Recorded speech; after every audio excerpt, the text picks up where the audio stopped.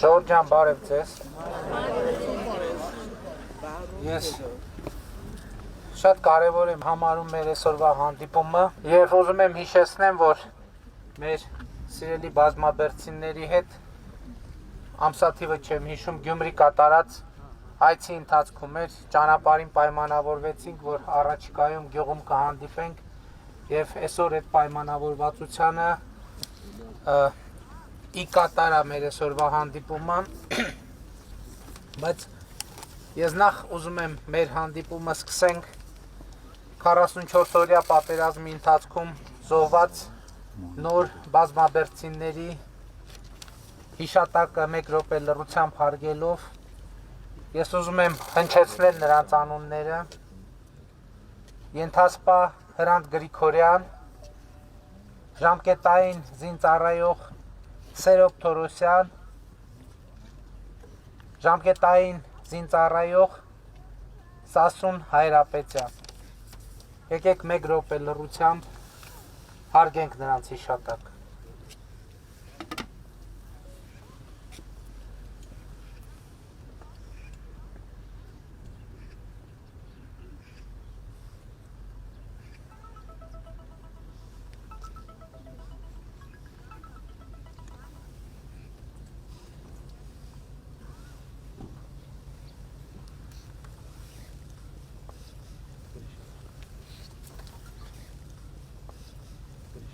Սիրելի բազմաբերդցիներ, իհարկե հասկանալի է, որ գյուղում կան բազմաթիվ խնդիրներ, խնդիրներ, որոնք լուծման են սպասում եւ որոնց լուծմամբ մենք պետք է զբաղվենք։ Բայց հասկանալի է, որ այսօր բոլորիս եւ համոզված եմ ձեր ուշադրության կենտրոնում ավելի շատ ուրիշ հարցեր են կապված Հայաստանում եւ Հայաստանի շուրջ ստեղծված իրադրության հետ եւ ես ուզում եմ ձեզ հետ կիսվել մի քանի մտքերով որպեսզի նաեւ մենք մեր հետագա անելիքների մասին կարողանանք որոշումներ կայացնենք ըստ էության շատ մի կարևոր փաստ կա որը մենք կարծես թե բավարար չափով չենք արձանագրել։ Տեսեք, 5 ամիս Հայաստանի Հանրապետությունը գտնվում է ետպատերազմյան իրավիճակում եւ ետպատերազմյան հակադրության մեջ։ Գիտեք, որ շատ ագրեսիվ ձևով իշխանությունը եւ կառավարությունը հարձակումների է ենթարկվել եւ շարունակում է ենթարկվել։ Գիտեք, թե ինչպիսի ելույթներ են հնչում, ինչպիսի կոչեր են հնչում, բայց ես ուզում եմ, եւ ես գիտեմ, որ շատերը այս իրադրության հետ կապված ունեն բազմաթիվ հարցեր, ունեն դժգոհություններ, ունեն պահանջներ, բայց ես ուզում եմ մի փաստի վրա հրավիրել ձեր ուշադրությունը եւ արձանագրել այն վիճակը, որ մենք այսօր Հայաստանում ունենք, ըստ էության աննախադեպ է, որովհետեւ այդ 5 ամսվա այսպիսի ծանր պատերազմից հետո 5 ամիս տևած այդ հակադրության մեջ մեզ հաջողվել է խուսափել քաղաքացիական բախումներից։ Ըստ էության, այո, այսօր Հայաստանում կան ագրեսիվ ուժեր եւ նրանք ամեն օրվա անգամվա հետ իրենց ագրեսիվությունը մեծացնում են, բայց ես ուզում եմ մենք արձանագրենք, որ այս հակադրության ընթացքում մեզ ըստ էության քաղաքացիական բախումներից հնարավոր է եղել խուսափել եւ սա չափազանց մեծ ձեռքբերում է բայց ես ուզում եմ նախ արձանագրենք սա ում ձեռքբերումն է առաջին հերթին մեր ժողովրդի ձեռքբերումն է որովհետեւ առաջին հերթին ժողովուրդը դուք թույլ չեք տվել որ այդ քաղաքացիական բախումները տեղի ունենան սա շատ կարեւոր արձանագրում է ու սա այն պայմաններում, երբ ոմանք ուղիղ առանց սեթևեթանքների, սպանությունների կոչեր են անում, ահաբեկչական ակտեր իրականացնելու կոչեր են անում, որոշ ձերբակալելը լավ եք ասում, բայց մենք հանգում ենք իրավիճակի, որ նույնիսկ որոշ դատավորներ խրախուսում են այդ սպանությունների կոչերը, իրավապահ մարմինները ձերբակալում են, տանում են կալանավորելու, նրանք ասում են ոչինչ, գնացեք եւ շարունակեք ձեր հանձնարարությունների եւ ձեր, այսպես ասած, ճակերտավոր առաքելության իրականացումը։ Ես գիտեմ, որ այս պահին ձեր մոտ ծագում է հաջորդ հարցը, իսկ ինչու մինչև հիմա Հայաստանում կան այդպիսի դատավորներ։ Որովհետև շատ արդարացի եւ ճիշտ հարց է։ Եվ ես հասկանում եմ, որ մենք պետք է այս հարցին պատասխանենք։ Եվ ինչն է պատճառը, որ նրանք դեռևս կան։ Որտեղ գիտեք ինչ ժողովուրդ, մենք մի շատ մեծ թերություն եւ մի շատ մեծ առավելություն ունենք։ 2018 թվականին, երբ որ ձեր առջև կանգնել ենք եւ իրար հետ իրականացրել ենք հեղափոխություն, այն ժամանակ մենք պարտավորություններ ենք ստանձնել։ Մենք ասել ենք, որ պետական կառավարման համակարգում ջարդեր չեն լինելու, վենդետաներ չեն լինելու։ Մենք ասել ենք, որ յուրաքանչյուր այս process-ի մեջ ունենալու է իր շանսը, իր հնարավորությունը։ Եվ մենք սա ընկալել ենք որպես ձեր առաջ ստանձնած պարտավորություն։ Եվ մենք հավատարիմ ենք մնացել այդ պարտավորությանը։ Քաղաքական առումով սա գուցե թե հիմա պարզվում է ահավոր մեծ սխալ է եղել։ Բայց բարոյական առումով մենք չենք կարող ձեր առաջ պարտավորություն ստանձնել եւ այդ պարտավորությունը չկատարել։ Եվ որովհետեւ ուզում եմ մի այսպիսի բան էլ ասել, որովհետեւ շատ է շահարկվում նաեւ որոշ շրջանակների կողմ, սրա պատճառներից մեկը այն է եղել, որ մեր հեղափոխության հիմքում դրված են եղել քրիստոնեական արժեքները եւ սրա մեջ ոչ մի չափազանցություն չկա։ Իսկ այդ ինչ կապ ունի այս ամեն ինչը քրիստոնեական արժեքների հետ։ Կապ ունի այնքանով, որ քրիստոնեության ամենամեծ առաքյալներից մեկը Պողոս առաքյալը ինքը քրիստոնեությունը եւ քրիստոնյաներին հետապնդող ամենադաժան պաշտոնյաներից մեկն է եղել։ Եվ մենք հավատացել ենք ու հավատում ենք մարդու փոփոխությանը։ Բայց նաեւ հասկանում ենք, որ դրան կա ժամկետ, կա չափ, կա սահման։ Եվ հիմա ակնհայտ է, որ շատ-շատերը այդ սահմանը ուղղակի հատել են, թե քաղաքական, թե բարոյական, թե իրավական։ Եվ սա այն խնդիրն է, որ մեր առաջ կանգնած է։ Այո, այս պայմաններում եւ այսօր ի հեճուկս իմ ասածի, այսօր Հայաստանում կան մարդիկ եւ ուժեր, որոնք այսօր Հայաստանում ուզում են արյուն։ Ուզում են, որ Երևանի, Արագածոտնի, փողոցներում արյուն հեղվի, որովհետև այդ մարդիկ դեռևս չեն հագեցել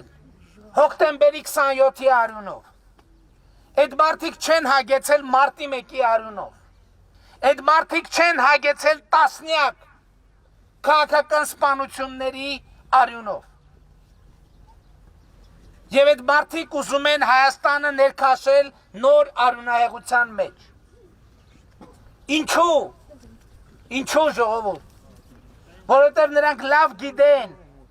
Ղարաբաղի հարցը իշխանության համար պայքարում որպես վճարամիջոց օգտագործելու ձևը։ 1998 թվականին այդ մարդիկ Ղարաբաղի հարցով իշխանության եկան,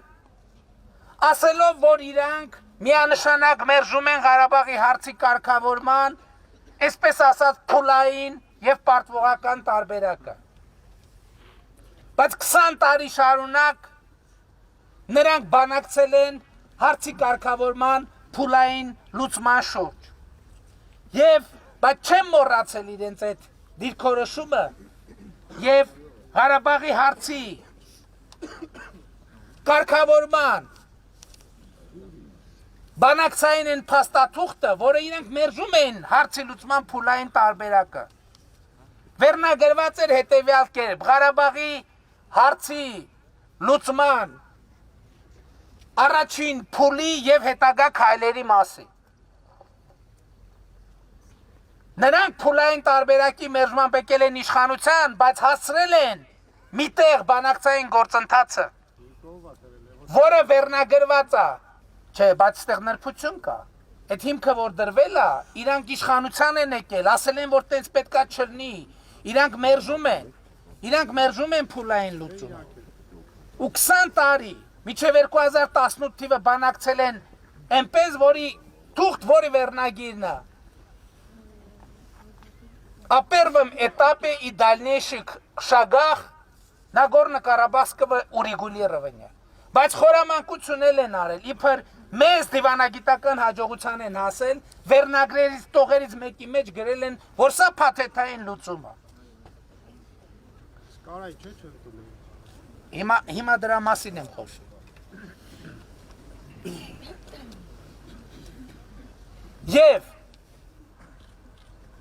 Եվ ինչի մասին է եղել այդ բանակցային գործընթացը։ Գիտեք, եթե շատ մանրամասն եւ շատ ընդարձակ անենք, ըստ էության կարող է պարզվի,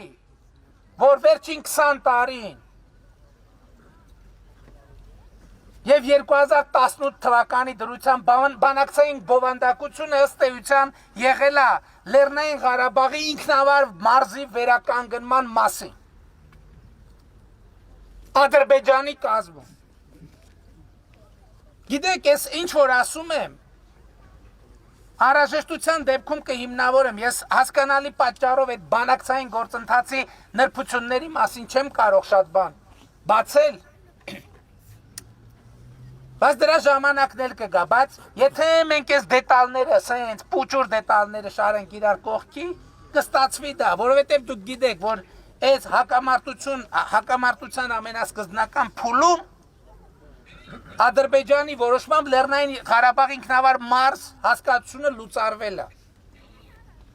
Եվ ըստ էության բանակցային գործընթացը բերվել է մի հանգրվանի, որի հեռանկարը, երբ որ նայում ես, դիտարկում ես, հասկանում ես, որ սա Լեռնային Ղարաբաղ ինքնավար մարզը Ադրբեջանի կազմում վերականգնելու բովանդակությունը։ Ու մեզ մեղադրում են երկու բանի մեջ, որ պատերազմը սկսվի եւ որ մենք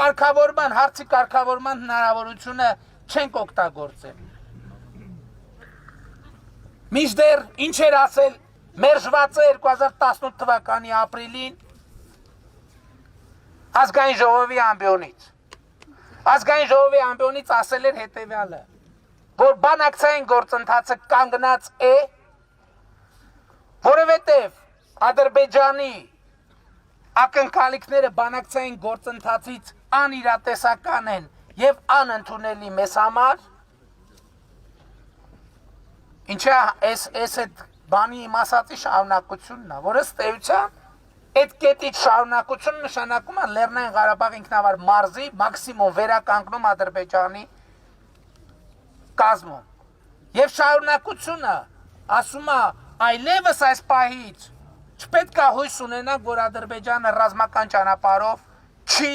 փորձի լուծել Ղարաբաղի հարցը։ Դա կա, դա ասված է, դա վիդեոները, դա ցանկացածը ինչ որ ասում եմ, կարող եք ստուգել։ Եվ հետևաբար մենք ինչ պետք է անեինք։ Պետք է ընդունեինք Ադրբեջանի անիրատեսական եւ անընդունելի պայմանները Ղարաբաղի հարցում։ Պետք է շարունակեինք Ղարաբաղը Ադրբեջանի կազմ վերադարձնելու գործընթացը, բայց այն ժամանակ, երբ որ մերժվածը կանգնում էր, ասում էր Ղարաբաղը չի լինելու Ադրբեջանի կազմում, Մարդիկ ասում են, «Ես ինչ ասում, ես ինչի մասին ա խոսում»։ Բա ինքը գիտեր, չէ՞ որտեղ ա բերել հասրել բանակցային գործընթացը։ Ինքը գիտեր, չէ՞ մենք մյուսները ոչ չգիտեին, փակ այդ թղթերը, բայց ինքը ոչ չգիտեր։ 2018 թվականի մայիսից ես հələ մի շաբաթ ա վարչապետը իրենք արդեն սկսում են ասում են, սա եկել ա հողերը հանձնի։ Ես հələ չեմ էլ հասցրել այդ թղթերը իմ սեղանին չեն էլ հայտնվել։ Նրանք ասում են եկել ա հողերը հանձնի։ Ինչի՞։ Գիտեն չէ իրանք ինչու որտեղ են հասցրել բանակցային գործընթացը։ Ու հիմա էլ Հեսա դրան է։ Ու հիմա էլ նրանք ուզում են, այո, նրանք ուզում են արյուն եւ նրանք չեն ուզում ընտրություն։ Մենք ինչ ենք ասում դեկտեմբերի, Ջորջ ջան։ Ասում ենք այո, ես ինքս ասում եմ, ես պատասխանատուն եմ, թիվ 1 պատասխանատուն եմ։ Բայց ես թույլ չեմ տալու, որ դուք լինեք իմ եւ մեր դատավորը, իմ եւ մեր դատավորը պետք է լինի ժողովուրդը։ Որովհետեւ ժողովուրդն է, որ կարա դատի ձեզ էլ մեզ էլ։ Ու այս ֆոնին բայց զարմանալի բան է տեղի ունենում։ Լևոն Տեր-Պետրոսյանը հայտարարություն է անում, ասում է բան անենք, վարչապետ կազմակերպենք, վարչապետը Հայաստանում ասում է Հայաստանից գնա, ուրիշ երկրում ասում է ապաստան գտնի։ Չհասկացա։ Լևոն Տեր-Պետրոսյանը իր փառահեղ կարիերայի ընթացքում քաղաքական 2 անգամ փախուստի շատ լավ օրինակ ա ցույց տվել։ Ես նման եմ մարդու, որ կարող եմ փախնել, եթե ժողովուրդը պետքա որոշի, որ ինձ գնդակահարելու է, ես խոնար կանգնելու եմ այդ գնդակահարության պատի տակ։ Որևէ մեկը չմտածի, թե ժողովրդի կայացրած որևէ որոշումից կփախնեմ։ Եվ դուք ունեք այդ իրավունքը, ժողովուրդ։ Դուք ունեք այդ իրավունքը։ Ես ասում եմ, եթե մեր ժողովուրդը որոշելու է, որ ինձ պատի տակ պետքա գնդակահարել, ես խոնար կանգնելու եմ այդ գնդակահարության պատի տակ։ Փախնողները թող մտածեն փախնելու մասին։ Ես ժողովրդի տված վստահությունը չեմ անարգի որևէ փախուստով, որևէ տեղից, որևէ փախուստով։ Բայց այս ամեն ինչ իրականում էական չի։ Էականը ապագայի մասին խոսակցությունն է։ Թե ինչ ենք մենք անելու սրանից հետո։ Ու գիտեք, ժողովուրդ, այս հարցին ի պատասխան մենք պետք է ուղղակի արձանագրենք այն իրողությունները, որ այսօր կան։ Իսկ իրողությունը հետևյալն է։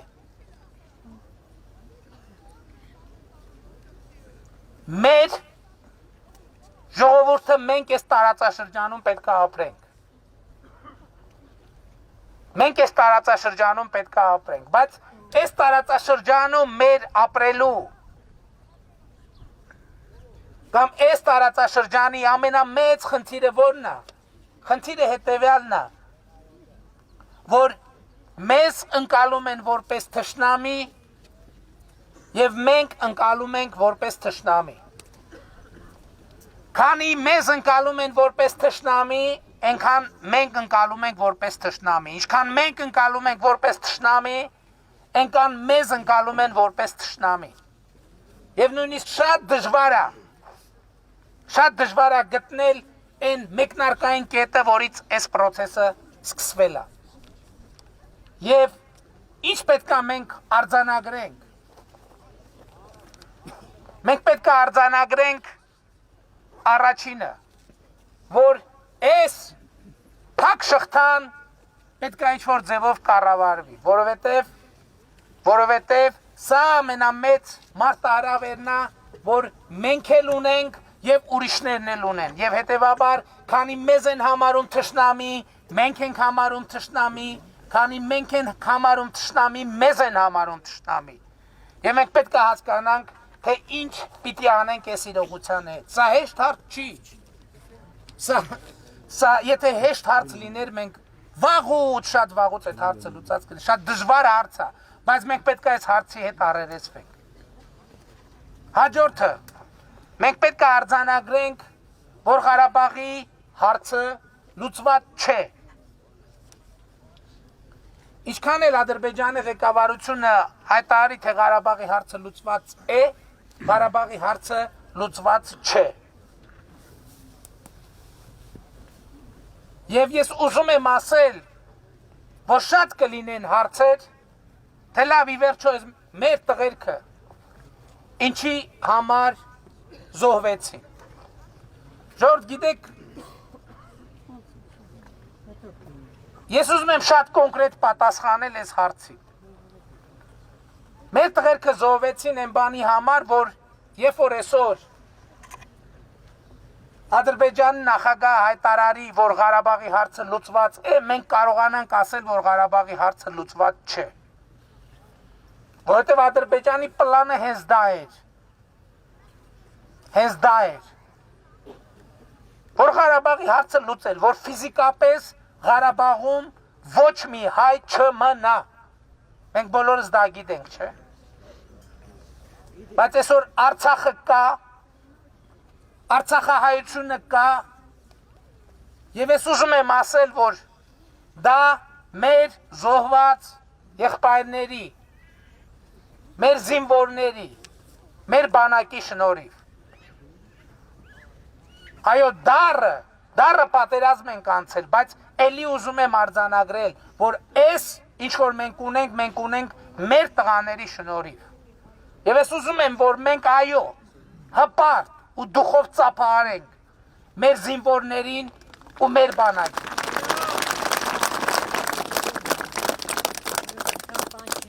Եվ ի վերջո, բայց ամենակարևորը, հիմա այդ թշնամության հետ կապված, երբ որ ասի, որ այդ հարցը շատ դժվար է,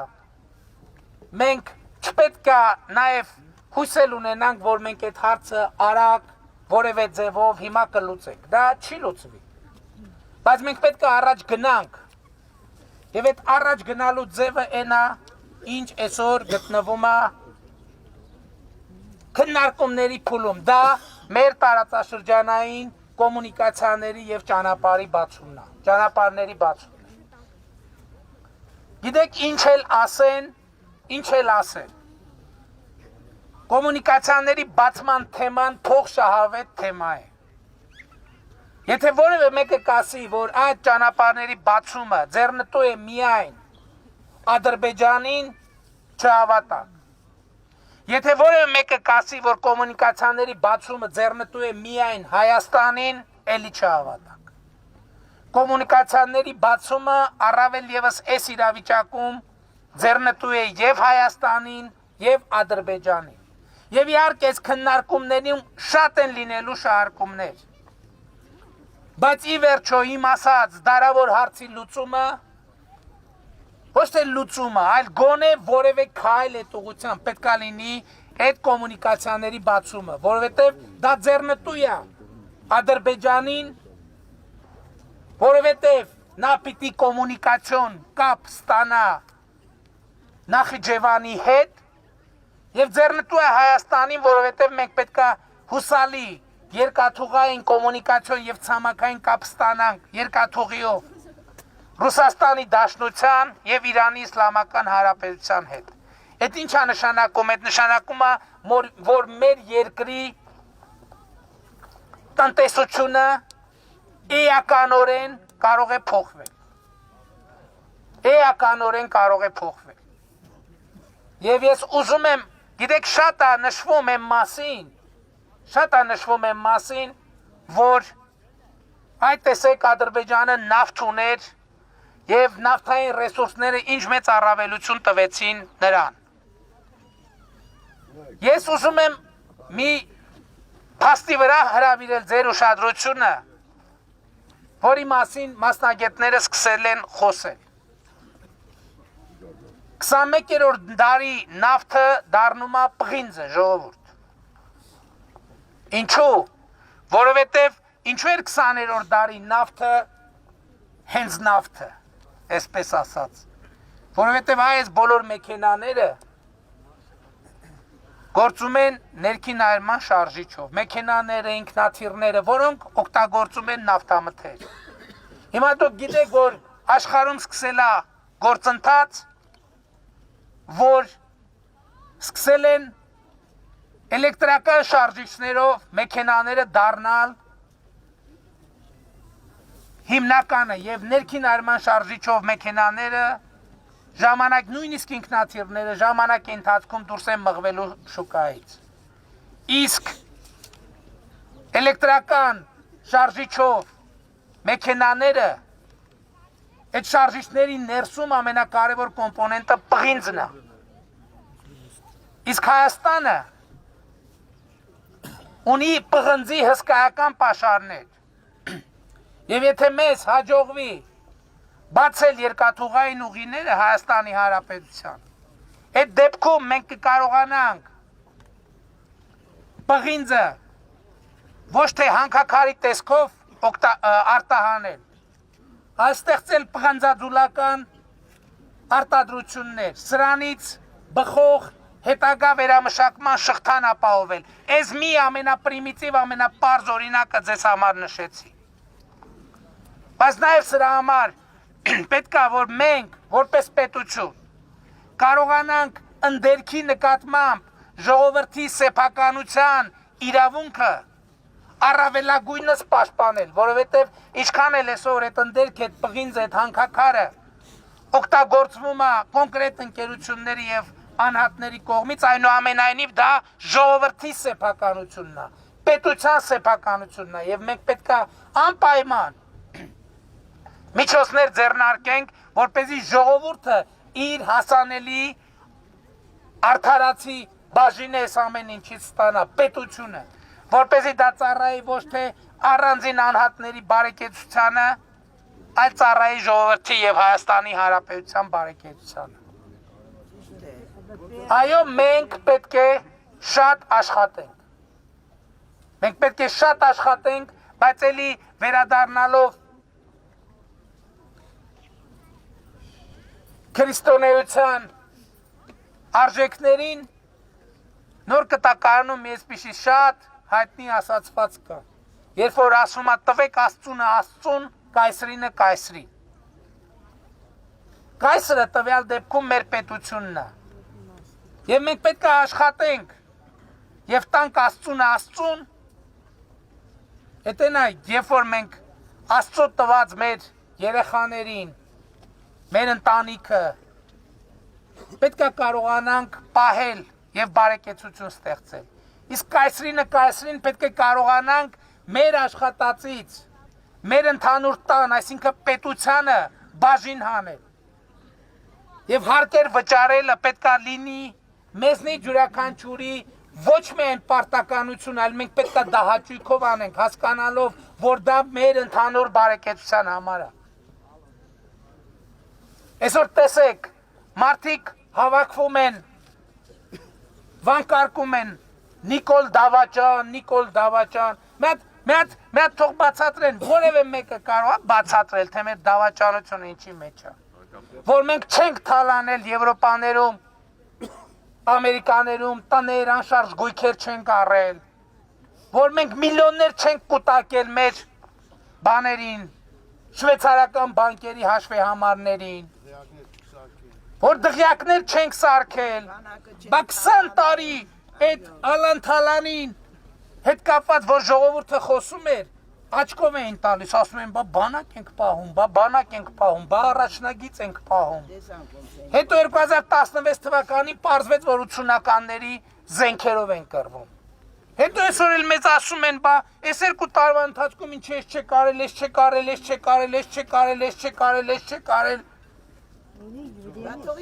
2018 թվականին բանակում նույնիսկ 1000 ներողություն զինվորի մայկատրուսիկի հարց լուծած չի եղել։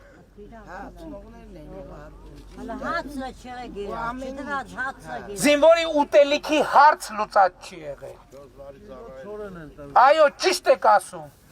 Եվ մեղավոր ենք դրա համար, որ 2 տարվա ընթացքում չենք լուծել այն հարցերը, որ դու 20 տարվա ընթացքում չեք լուծել։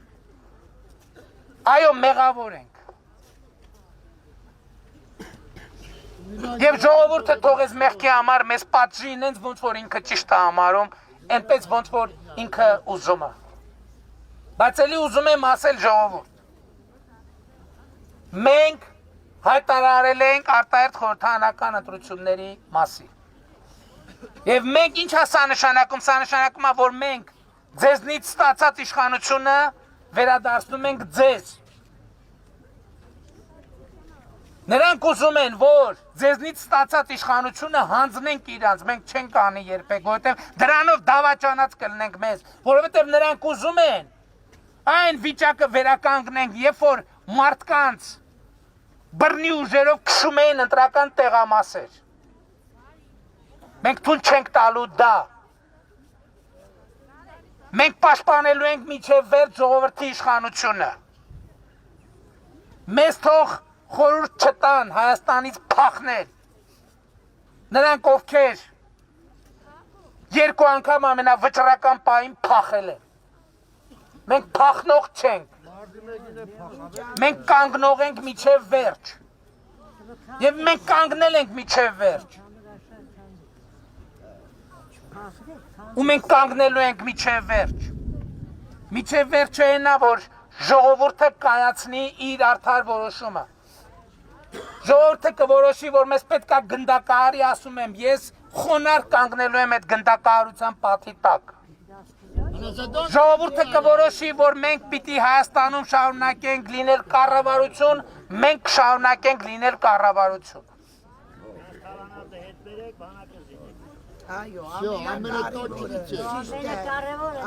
Ժողովուրդը կների վերջին 2018 թվականից մեր արած իմիջայլոց ժողովուրդ էտել եմ էլի ուզում ասեմ։ Այսօր օրինակ ես որ պետք է գայի այստեղ հանդիպման, այս ինչքան տևեց իմ խոսքը։ Ոչինչ չեք դարա։ Այս էլ կորեկտ է, գիտեմ որ պիտի գամ, սենց այս ֆորմատով ըստ էության սա բանից կորոնավիրուսից առաջին հանդիպումն է։ Ու մտածում եմ, այս տեքստն եմ մտածում, որ պետք է խոսանք ժողովրդի հետ մեր սխալների մասին։ Ու մեկ էլ ինքս ինձ հարց եմ տալիս, ասում եմ լավ, բայց մի հատ հետ նայենք, էլ ինչ ենք այդ սխալները գործել։ Այդ սխալները հարցը են չի։ Սխալը դատավորի ժողովուրդ։ Ու ասում եմ լավ, բացատրություն պետք է ունենա, մենք այդ սխալները ինչ են գործել։ Եվ գիտեք, սենց հետահայաց հետ գնացի 2018 թիվ ու վերադարձա։ Ու մի հատ հետաքրքիր բան արձանագրեցի։ 2018 թվից հետո հեղափոխությունից գործնական անմիջապես հետո մենք անընդհատ բախվում ենք նախկին համակարգի բունտերի հետ։ Հələ եկեք մի հատ հիշողություններս թարմացնենք։ Սկզբից ազգային ժողովի խորհրդարանական մեծամասնության բունտն էր, հիշում եք, հոկտեմբերի 2-ը։ Խորհրդարանական մեծամասնության հարցը լուծեցինք, հետո եկավ, այսպես ասած, սահմանադրական դատարանի բունտը։ Դրանից հետո եկավ դատական համակարգի բունտը։ Դրանից հետո եկավ ազգային անվտանգության ծառայության տնօրենի բունտը։ Ու տենց միջև այսօր այդ բունտերը շարունակվում են։ Ըստ էության, այսօրվա դրությամբ Հայաստանի, այսպես ասած, պսևդոէլիտայի չկա մի սուբյեկտ, որ մեր դեմ բունտ չի արել։ Մի սուբյեկտ չկա ժողովուրդ։ Մի սուբյեկտ չկա։ Բայց այստեղ հարց է ծագում, բա այ կառավարություն, այ վարչապետ, եթե բոլորը սենց հերթով բունտ են անում, ուրեմն քո մեջ է պրոբլեմը։ Աթոռին։ Չէ, հիմա ես բացատրեմ, իրոք իմ մեջ է։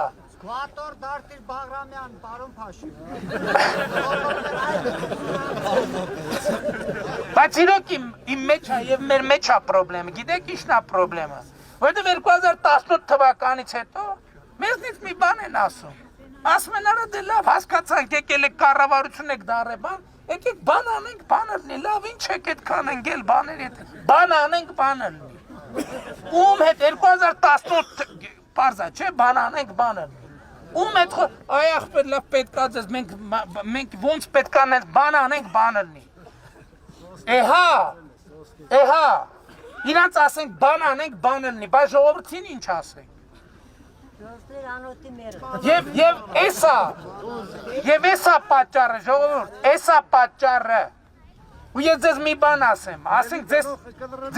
չի զարմացնում, որ այսքանից հետո ես ձեր առաջ կանգնած եմ դեռևս որպես Հայաստանի Հանրապետության վարչապետ։ Չէ, կներեք, ի՞նչն է պատճառը, դուք, միայն դուք։ Միայն եւ միայն դուք։ Միայն եւ միայն դուք։ Եվ ես որ միջև հիմա ամենատարբեր պատճառներով օբյեկտիվ եւ սուբյեկտիվ վարչապետի կաբինետից եւ կարգավիճակից չեմ փախել, էլի պատճառը մենակ դուք եք, որովհետեւ ես չեմ կարող մեր այդ ուխտը դրժել, իսկ ուխտը սրա մեջ է, որ իշխանությունը ձեզ է պատկանում։ Եվ ձեզնից ստացած իշխանության ճակատագիրը միայն ու միայն դուք պիտի որոշեք։ Ես չեմ չափազանցնում։ Եվ այո, դուք պիտի որոշեք։ Եվ ոչ միայն ես պիտի խոնարհ լինեմ ձեր որոշմանը, բոլորը պիտի խոնարհ լինեն ձեր որոշմանը։ Մենք բոլոր բունտերի մեջով անցել ենք ժողովուրդ։ Իրար հետ ենք անցել, դուք չլինեիք։ Մենք ստեղ նույնիսկ կենթանի չէինք լինի։ Մենք որոշել ենք, բայց ռուս գտնած սեղանի խփ։ Ու ես հասկանում եմ, որ սրանից հետո էլ արդարացում չեմ ունենալու։ Գիտեմ չեմ ունենալու, բայց ժողովուրդ իր վճռական խոսքը պետք է խորհրդարանական ընտրություններին ասի։ Ասեց խոսքը ժողովուրդը։ Մենք այս օրակարգը նշած օրակարգը հերթով, կարգով, սարքով պիտի լուծենք։ Որովհետև ես գիտեմ, ես իրանց զգուշացրել եմ այս ընթացքում։ Ասել եմ մենք չլուծենք։ Ժողովուրդն է անձամբ է լուծելու։ Մարդիկ անձամբ են լուծելու։ Եկեք չհասցնենք դրան։ Ժողովուրդ ջան, էլի իրականում շատ բան կար, էլի բան կար ասելու, բայց չեմ ուզում շատ երկար լինի խոսքը։ Շնորհակալ եմ, որ այս մեր վիզուալ կոնտակտը տեղի ունեցավ։ Շնորհակալ եմ եւ ուզում եմ ասել հետեւյալը։ Սիրում եմ բոլորիդ։ Հպարտանում եմ բոլորովը եւ խոնարհվում եմ բոլորիդ առաջ։ Եվ էլի ներողություն եմ խնդրում ձեզ պատճառված բոլոր հիասթափությունների համար։ Ես գիտեմ, որ չենք կարողացել կյանքի կոչել ձեր բոլոր ակնկալիքները եւ պատրաստ եմ ես անձամբ խոնարհաբար կրելու դրա համար ցանկացած պատիժ, որ դուք կորոշեք։ Բայց եթե պատրաստ եմ կրելու նաև ուրիշ պատիժ, եթե դուք կորոշեք, որ մենք մեր առաքելությունը շարունակելու ենք, այդ պատիժն էլ կկրենք։ Գիտեք, մի բան էլ պետք է ասեմ ժողովուրդ, Այս վերջերս այս կազմով ներկաներից մի մասով նստած խոսում ենք, քննարկում ենք եւ ասցի ես մի այսպիսի եզրակացության եկա, նստած էին մեր քաղաքացիական պայմանագիր կուսակցության վարչության անդամները, նստած էին, ես ասում եմ լսեք, ընդհանրապես կար ընկալում 2018 թվականից առաջ, որ իշխանությունը վայելք է։ Բայց մենք 3 տարի Հայաստանում իշխանություն ենք։ Ինչ են տեսել մեր ընտանիքները այդ իշխանությունից։ Տառապանք,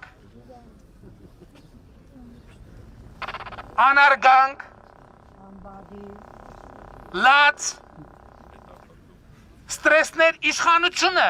մեզ համար իրականում դժոխք է եղել, ժողովուրդ։